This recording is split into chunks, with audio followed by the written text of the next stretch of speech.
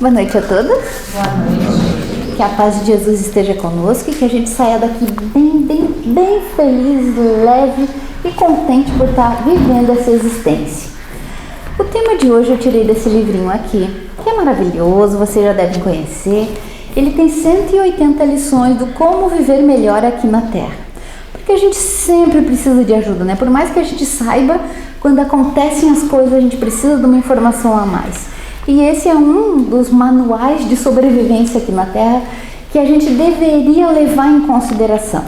E a lição escolhida para nós hoje é a de número 46. E ela diz assim: quem és? Olha bem, de todos esses livrinhos, que é uma coleção que tem do Chico Xavier, todos eles são tirados, as lições são tiradas de alguma frase, algum escrito que alguém que evoluiu antes de nós deixou.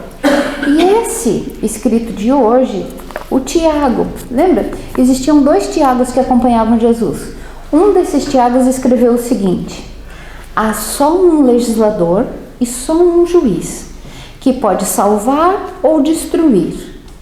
Tu, porém, quem és para julgar a outrem? Ou seja, um tapa na cara de todo mundo. Porque ô coisinha que a gente faz em 3 segundos. A gente olha para a pessoa e já julga. A gente olha para o lugar e já julga. A gente olha para o bem, para o objeto, para o cachorro, para tudo. A gente julga o tempo inteiro. Então, aqui fica claro para nós que já era um problema desde aquela época. Desde 2000 e poucos anos atrás, já era o problema da humanidade. Para o Tiago ter escrito assim, dessa maneira, ele já estava querendo dar um recado muito claro para aqueles a quem ele ensinava que julgar não é uma coisa boa. E olha o que o Emmanuel escreve para nós sobre essa frase do Tiago. Deveria existir por parte do homem grande cautela em emitir opiniões relativamente, olha que bonito que ele escreveu, a incorreções alheias. Ou seja, a gente meteu o dedo na ferida dos outros. Quando o outro erra, antes de pensar em apontar o dedo ou contar ou julgar, deveríamos ter cautela, no sentido de cuidado, ou assim, cala a tua boquinha que tu não tem condição de julgar. Mas Emmanuel escreve bem mais gentil, bem mais bonito, né? Ele continua: um parecer inconsistente, ou seja, quando você fala uma coisa que tu não tem certeza. Ela me contou, eu vou te contar. Eu já não tenho certeza, porque não foi eu que vi, foi ela. O jeito que ela me contou, eu já vou interpretar da minha maneira e já vou contar da minha maneira. O fato já vai mudando. Lembra daquela brincadeirinha que tinha que um ia contando para o outro? É uma dinâmica que se faz. Se tinha 30 pessoas na sala, a história não tinha mais nem pé nem cabeça. Aliás, com 3 pessoas a história já não tem mais nem pé nem cabeça, ela já fica mais ou menos a história inicial, não é assim? Então, Emmanuel colocou assim, ó: um parecer inconsistente ou leviano. Inconsistente quer dizer assim, ó, você já passou adiante uma coisa, ficou meio errada, mas é porque você não entendeu bem, não tinha intenção. Agora, leviano quer dizer que, por querer, você aumentou uma coisinha, diminuiu outra coisinha, mudou algo, já foi leviano. Você já está incutindo o mal ali. Isso pode gerar um desastre maior do que o erro que o outro cometeu, convertido em objeto de exame. Quer dizer, aquilo ali que tá se fazendo. Vamos dizer assim, ó: eu vi um vídeo, um caminhão bateu no carro, o caminhão fugiu. Aí você já começa a dizer: olha esse motorista, e a gente já começa a julgar. Eu faço isso, você faz isso, porque é do ser humano. E, infelizmente, a gente nem percebe, mas já faz. Fulana veio toda exibida aqui aquele dia, não tinha acontecido isso ou aquilo, e aí tu já vai aumentando, e já vai na inconsistência, já vai no levianidade, você já vai se incutindo ali no mal. Bom, naturalmente, existem determinadas responsabilidades que exigem essas observações acuradas quer dizer assim, a pessoa tem que olhar mesmo, e pacientes daqueles a quem foram conferidas. Por exemplo, tem gente que é pago para fazer isso. Um administrador de algum lugar, de algum órgão, de alguma cidade, de alguma empresa, ele precisa olhar tudo que os outros estão fazendo para saber se está dando certo, se está dando errado, se tem algum perigo, se está indo no caminho que deveria ir. Esse é pago para fazer isso, para ficar olhando a vida dos outros e determinar se está certo ou se está errado. Dentro da empresa, naquele setor, no momento em que ele está trabalhando. O problema é que até um administrador desse acostumado lá na empresa, na ONG, no órgão que trabalha, ele não consegue sair do cargo. Ele sai lá da empresa, ele volta para casa, ele continua do mesmo jeito. Continua observando, dizendo se está certo ou está errado, e a gente vai ficando arrogante assim. Mas aqui Emmanuel está dizendo especificamente do cargo. A pessoa trabalhando lá paga para fazer isso. Outro é um magistrado. Sabe o que é um magistrado? Um juiz. O juiz é pago para decidir se está certo, se está errado, quem vai pagar a situação, quem que vai para a cadeia, quem que tem o direito de recorrer. O juiz é pago para isso. Por quê?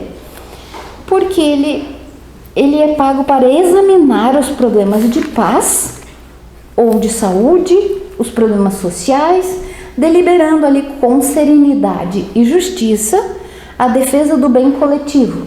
Então, sempre que um juiz vai julgar o caso, o que ele vai pensar primeiro é no coletivo. Coletivamente é bom ou é ruim? Ele vai julgar o futuro das pessoas e olha que responsabilidade, gente. Não é fácil ser juiz. Alguém aqui conhece algum juiz? Conhece?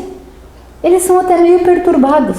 Até um juiz de futebol, um juiz de vôlei, um juiz de jogo normal já fica perturbado. Imagine um juiz que decide se a pessoa vai para a prisão, se não vai, se a pessoa vai ficar quantos anos ou tantos dias presa, se o outro tem direito ou se não tem direito. Imagine como é que fica a cabeça dessas criaturas. Imagine se ele decide e depois se arrepende. Meu Deus, que profissão mais difícil essa, que coisa mais difícil que a pessoa escolhe fazer. Mas esses são pagos para fazer. Esses a gente espera que façam, e até se eles não fazem, a gente diz, mas você é o chefe, você é o líder, você é o juiz, você que deveria saber. A gente exige isso das pessoas.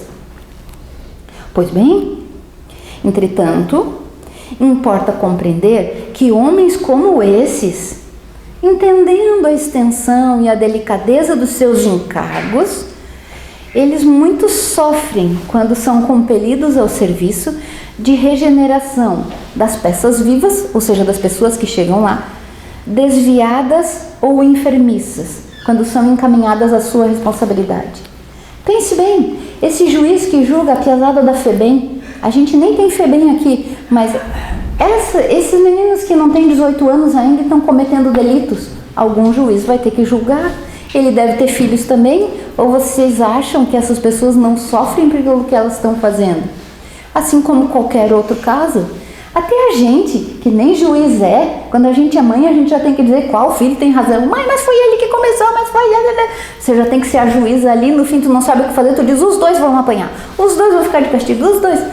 Ou a gente perde a compostura, a gente perde o respeito, ou eles começam a abusar da gente. Até aqui, beleza? Pensem bem. Fora esses casos...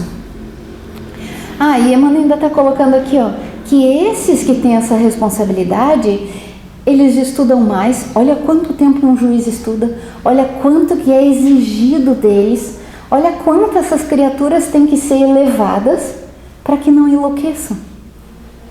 Um juiz, um administrador, sempre assim. Eu conheço uma pessoa que foi administradora de empresa por mais de 30 anos. E essa semana ela se consultou comigo, porque eu sou mentora, e precisava ver o peso que essa pessoa carregava pelos erros que tinha cometido ao longo desses 30 anos. Porque na hora que está ali no cargo, a pessoa está incumbida daquilo, faz, desfaz, contrata, demite, paga, não paga, tira, não tira, está ali naquele ferro. Só que uma hora a cabeça vai estar mais fria. Uma hora a pessoa vai estar mais descansada, uma hora a pessoa se aposenta e aí o remorso vem, a culpa ataca. A pessoa começa a pensar, se eu tivesse a maturidade que eu tenho hoje, eu não teria feito aquilo. Então pense bem na responsabilidade dessas pessoas e pense bem na responsabilidade das tuas decisões, que talvez não atinjam tantas pessoas assim, mas atinge o que você veio fazer aqui nessa existência. Outro dia a gente estava comentando sobre a responsabilidade de um prefeito. Que coisa mais difícil. Acho que a gente nunca pensa assim. Eu nunca tinha pensado como é difícil ser prefeito. Meu Deus, tudo que a pessoa faz vai ter errado para um lado, né? A pessoa resolve investir na escola. Não, então vamos fazer essa escola aqui. Os do outro bairro vão dizer, né? Por que fez daquela? Devia ter feito nesse aqui. Aqueles que não são de escola vão dizer, por que não construiu uma ponte? Aqueles que não são de nada dizem, né? Cortou o carnaval, era a única alegria que a gente tinha. Sempre vai ter um grupo que não está gostando daquilo. Sempre vai ter alguém achando ruim. E olha o equilíbrio que a pessoa tem que fazer. Porque está guiando o dinheiro do povo. Às vezes o povo está até sonegando, mas diz isso, né? Com o dinheiro do povo. Mas enfim, a responsabilidade de um prefeito, a responsabilidade de todo mundo que decide alguma coisa, até do síndico do prédio. Que coisa mais difícil quando você tem que lidar. Agora você imagina, nessa existência, você não é juiz. Mas por que você quer assumir essa responsabilidade que não está no teu encargo? Você não está sendo pago para isso. Você não tem esse domínio na tua mão. Por que você está tomando as decisões ou julgando as pessoas, sabendo que você vai ficar com a responsabilidade depois? Talvez porque a gente não saiba que vai ficar com a responsabilidade. Às vezes, quando a gente está cometendo levianidades, como o Emmanuel falou aqui, você não sabe que está dividindo o karma com a outra pessoa.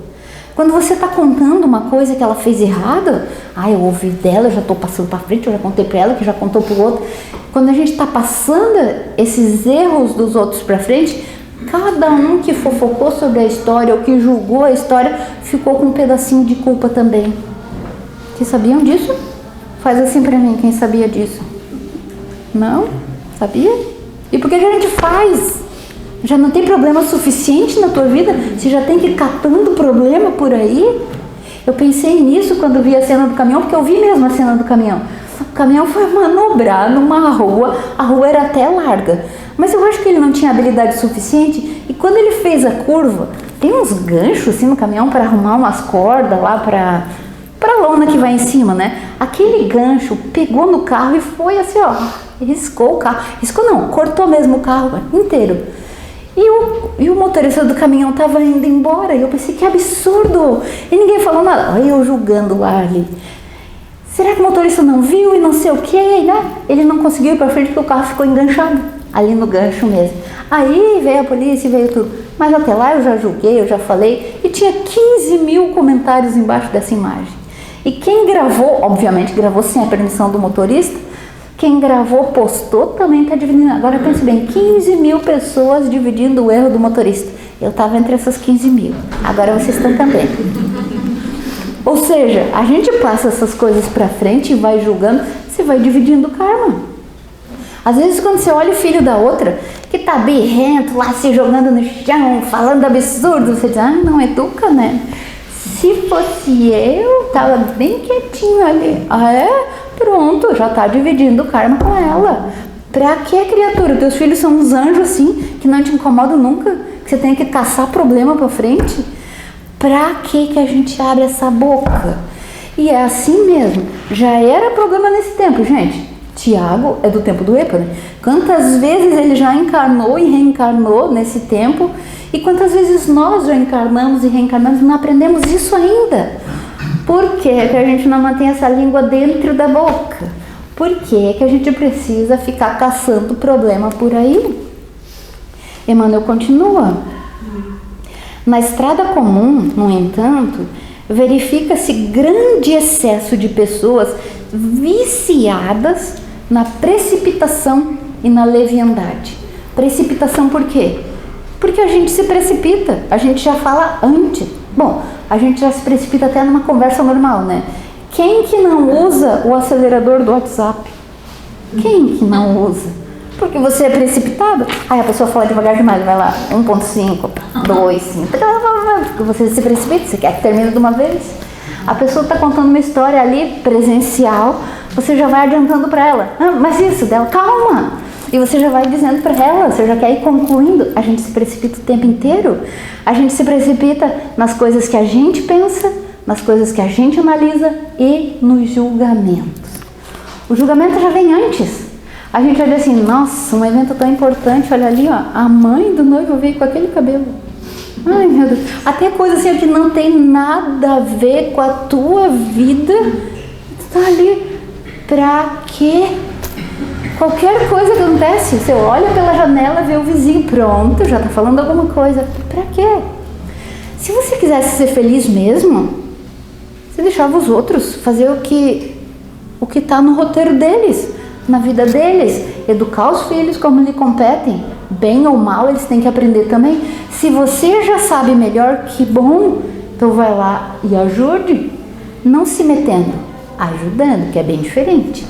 A gente aqui, como não sabe bem os limites das coisas, quando se propõe a ajudar, quer lá e quer fazer, quer impor, diz pra pessoa assim, eu disse pra você que ela vai fazer assim, eu disse, não te disse, agora você não fez, olha o que deu, a gente já quer que a pessoa faça na marra. E a gente faz isso até com Deus. A gente diz, Deus, eu quero que você faça isso e isso com meu filho. Você está rezando, pedindo uma ajuda e está determinando para ele, eu quero assim, assim, assado, em tal hora, em qual momento. A gente é assim. E é isso aqui que Emmanuel está dizendo para nós. Isso faz você ficar infeliz. Catar coisa que não precisa, carregar pedra nas costas sem precisar. Cremos, seja útil a cada discípulo, quando assediado, olha que bonito que ele escreve, né? Creio que seja útil a cada um de nós, quando assediado pelas considerações insensatas, ou seja, quando coçar a língua para fofocar, quando coçar a cabeça para julgar alguém, quando as considerações insensatas vierem te assediar os pensamentos, lembrar-se do papel exato que você está representando aqui na Terra agora. E ele ainda diz, nessa existência. Porque às vezes tu pode ter sido juiz na existência anterior e aí ficou com aquela bardinha, aquela mania. Aqui fala bardinha também. Tu ficou com aquela bardinha de julgar os outros porque era juiz na outra. Mas digamos agora, você não é. Nessa existência você é uma pessoa comum que está isenta, não está sendo paga para julgar. Isenta de julgamento, eu nem sei se existe alguém assim, né? Mas enfim. Então o que ele sugere? Na hora que te coçar ali a língua para falar de alguém, se lembra. Tu é pago para isso? Isso te compete? Tá na tua função fazer isso? Pois bem, se você não está representando esse papel na vida presente, pergunte a si próprio antes de responder as indagações tentadoras, e a tentação, né? Será que esse assunto é do meu interesse? Será que vai surtir alguma coisa de bom na vida do outro, o que eu quero falar para ele? Eu estarei de fato em condições de julgar alguém? Muitas vezes a gente não está. Tantas vezes a gente olha para as pessoas, às vezes a gente olha com piedade pelas situações que elas passam, às vezes a gente olha até com raiva. Mas vamos dar um exemplo aqui de quando a gente olha com piedade para alguém. Tem um caso que eu conheço, é um caso de vida real, que a pessoa veio buscar ajuda num centro espírita, que não é aqui da região sul. E a pessoa trazia, era uma mãezinha que trazia o seu filho, aqueles que têm paralisia cerebral, sabe? Alguém conhece aqui? Aquelas crianças, eles nem são crianças, eles já vão crescendo, mas fica com o tamanho de criança, fica com o pescocinho para trás, assim, as mãozinhas ficam rígidas, eles não sentam direito, não deitam direito, não falam, não ouvem, e ficam ali assim, no estado vegetativo, babando, assim, que não consegue deglutir direito, não consegue, ou seja, uma situação difícil para a mãe.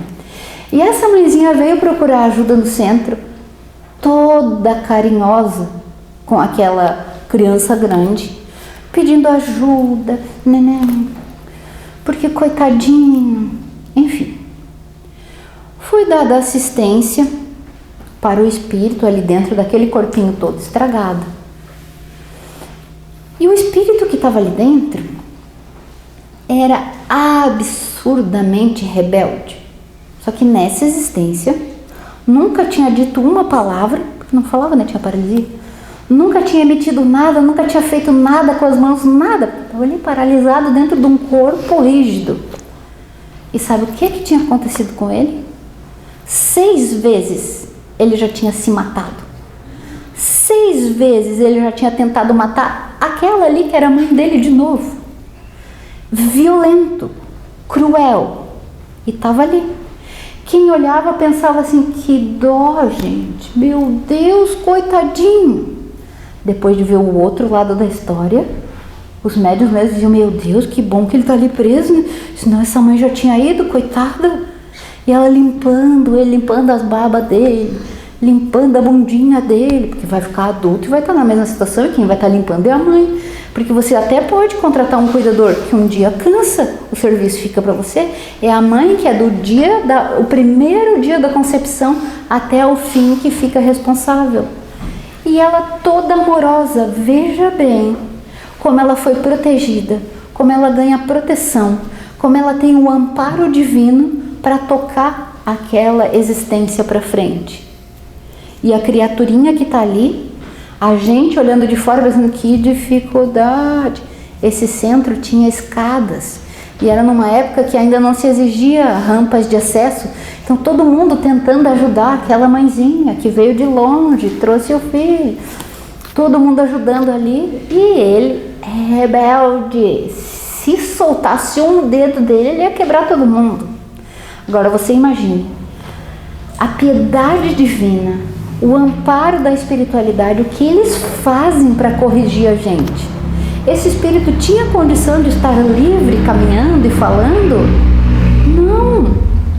Mas ele ganhou amparo novamente para tentar mais uma existência, para tentar mais uma chance, para fazer mais uma vez o que ele já tinha errado tantas vezes. E ganhou uma mãe amorosa. Portanto, quando você tiver coceira na língua para julgar alguém sobre o tanto que está se dedicando ou o tanto que está fugindo de outra, normalmente a gente julga essas coisas de mãe, né? Normalmente a mãe é mais julgada, essas coisas de filiação a gente julga mais. Os casos de alcoolismo a gente julga mais. A gente diz, por que não se ajuda? Tá ali, ó, enchendo a cara de novo, por que não vai trabalhar? A gente é campeão de julgamento. A gente não sabe o que essas pessoas já passaram em outras existências. A gente já não sabe se ali já não é um progresso. A gente não sabe. Então não julga. Se você não tem condição de ver como Jesus via presente, passado e futuro, você não tem condição de julgar.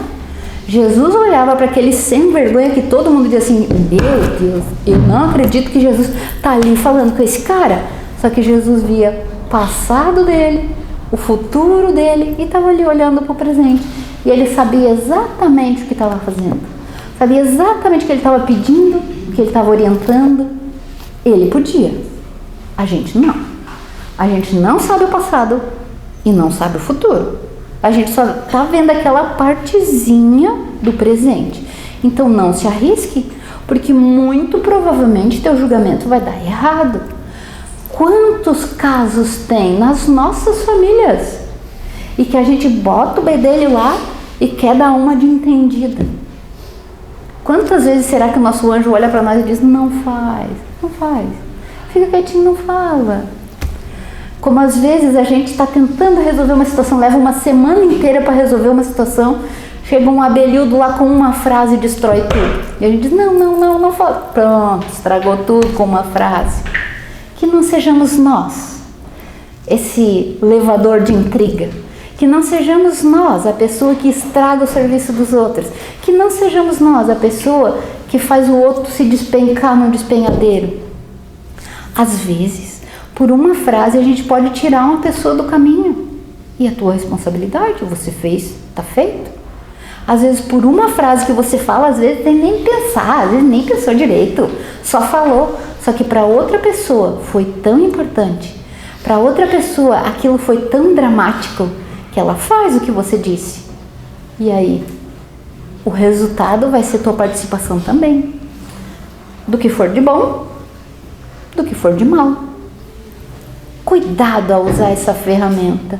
Cuidado ao usar essa ferramenta. Tem gente que fala, a gente acha até engraçadinho. Ai, você tem 2 orelhas e uma boca, que é para ouvir mais e falar menos. Adianta? Não, né? Você fala o triplo do que ouve. A pessoa tá falando contigo e você já tá... Às vezes eu conversava com a minha filha, ela dizia, ô mãe, eu que tô falando e a senhora que tá mexendo a boca. Porque às vezes tu já quer responder e a boca já vai mexendo antes de você pensar. Às vezes a gente fala sozinho. Ninguém fala sozinho, tá? Tá falando com o obsessor. Sempre que você tá mexendo a boca, não tem nenhum encarnado ali perto, você tá falando com o obsessor. Mas daí a gente diz, ai, tava falando sozinho, tava falando com os meus pensamentos. Porque vocês sabem, né, que a gente é sempre 2 ou mais. É a gente, nosso anjo da guarda e o resto de obsessores. E muitos de nós somos multidão, né? Onde a gente chega já enche. Então cuide, porque a responsabilidade é tua, o que tu falas. Vou contar uma coisa pra vocês. A gente tem um canal no YouTube. Alguém aqui conhece o nosso canal? Ai, que lindos! Pílulas de Renovação. E lá nesse canal, a gente só posta coisas espíritas. E eu resolvi fazer um capítulo por dia daquele livro Missionários da Luz. Conhece o livro? Missionários da Luz. É maravilhoso. Gente, o livro é maravilhoso. E o livro, ele vai estudando os médiuns, a atuação dos médiuns. Ele quase não fala da mesa mediúnica, ele fala da atuação do médium como pessoa, sabe? Como ser encarnado, como a gente erra. E aí eu tô fazendo tipo novelinha assim. Eu conto a história com o meu jeito de falar. Então a minha mãe disse que tá ficando bom. Eu acreditei nela. Então vocês entrem lá e vejam esse livro que eu tô publicando. E hoje de manhã eu fiz um capítulo que me deixou chocada. Foi um tapa na minha cara. E esse capítulo de hoje que eu postei é o 16, que ele fala sobre incorporação. Gente, a espiritualidade lidou tanto, mas ficaram tanto tempo tentando organizar uma comunicação. Era uma pessoa que tinha desencarnado e que queria passar um recado para a família. A família tinha se desorganizado depois que ele desencarnou, então ele achava assim que ele tinha ganhado a bênção de falar para a família e para os amigos do centro espírita. Ele era espírita. Para os amigos do centro espírita, ele ia poder falar algumas coisas. Ele ganhou um tempinho, ele se organizou, ele se preparou, ele ganhou aulas do que falar, porque eles não podem falar o que eles querem. Quando é organizado assim pela espiritualidade, ele não pode chegar dizendo tudo que ele pensava na cabeça. Eles ganham aula para não incutir pensamentos ruins nos outros. Olha, passa por todo um processo. E quando chegou o momento ali da incorporação, a espiritualidade ainda olhava para ele igual os pais olhavam antigamente, sabe? Só com o canto do olho assim, responsabilidade tua, hein? O que você vai falar? E ele lá, todo bonitinho, porque ele não queria perder a chance. E ele sabia que se ele falasse coisas que montasse na cabeça dos outros um plano, ele seria responsável. Vocês sabem disso? Vale para o desencarnado, vale para nós encarnados. Se você fala coisas que as pessoas vão montar mapas mentais, vão ter ideias, você falou uma coisa e a pessoa teve a ideia. É mesmo, sabe que os pensamentos da gente têm formas mentais. Então é como se fosse um outdoor que monta em cima da tua cabeça. Os obsessores estão lendo tudo o que você está pensando. E aí esse espírito que ganhou essa chance, ele não podia criar essas formas mentais negativas em quem ia ouvi-lo falar. Então ele estava ali, todo cuidadoso para não falar besteira, sabe? Estava todo polido e educado. Sabe o que aconteceu? Quem foi convidado ali, que veio participar e tal? A família, os filhos dele, o pessoal do centro dizia assim, essa manifestação não foi verdadeira. Nem era o homem, o nome do homem era Dionísio. Nem era o Dionísio, nem parecia.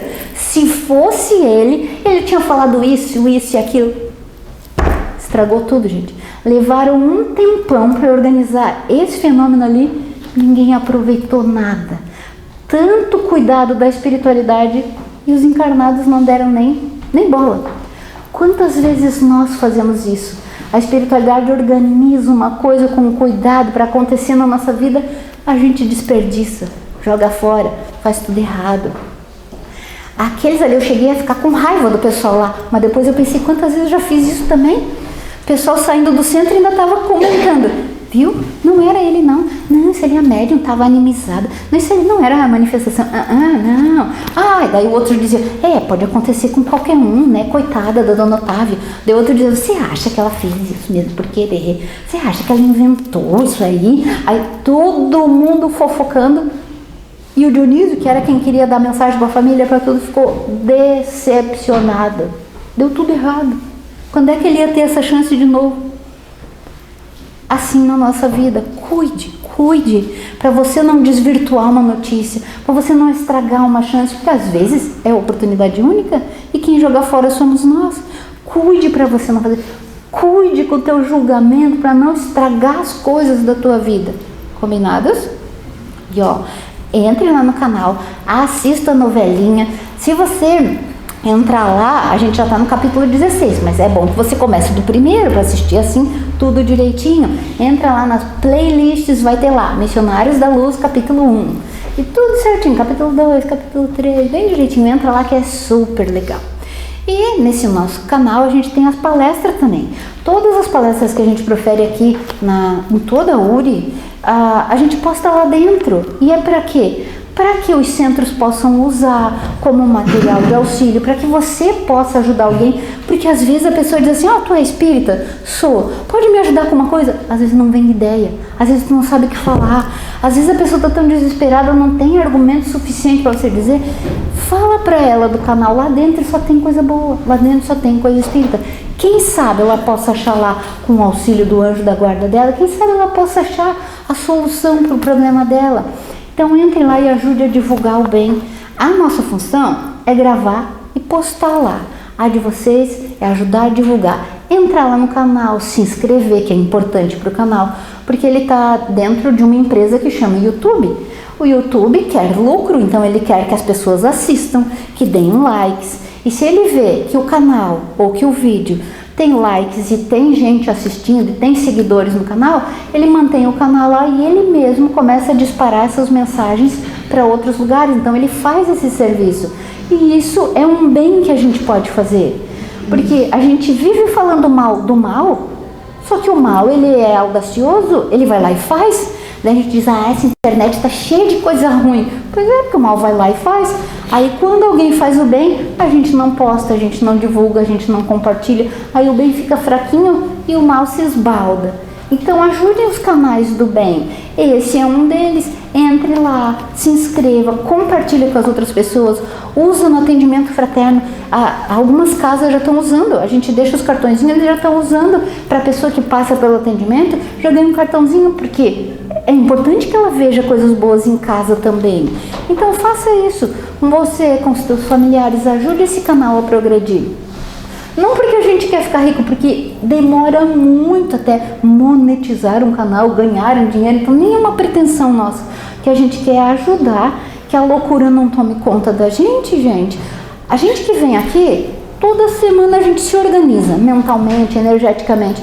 Quem nunca vem? Percebam como a sociedade está enlouquecendo coletivamente. E a gente pode ajudar. Combinadas? Então, eu trouxe cartõezinhos aqui que tem o nome do canal para vocês não esquecerem, para não ter desculpa. Esqueci o canal, não me inscrevi.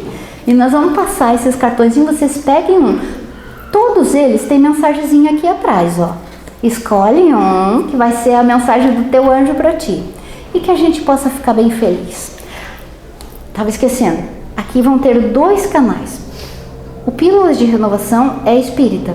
Tem só coisas espíritas. E o de baixo, que é o Brilho, Equilíbrio e Ação, é uma proposta minha para ajudar as pessoas no equilíbrio mental.